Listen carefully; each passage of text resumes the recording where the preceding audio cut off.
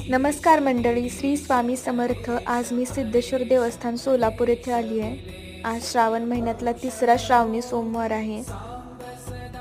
इथे मी महादेवांसाठी नारळ बेलफूल घेतला आहे. आता मी मंदिराच्या दिशेने निघाले आहे. हा बघा मंदिराच्या आजूबाजूचा परिसर. अतिशय सुंदर आणि निसर्गरम्य वातावरणात हे मंदिर आहे. आज श्रावणी सोमवार असल्यामुळे गर्दी पण भरपूर होती आज इथे शिवयोगी महाराजांची समाधी आहे. समाधीचं दर्शन घेऊन आता आम्ही मेन मंदिराच्या दिशेने निघालोत.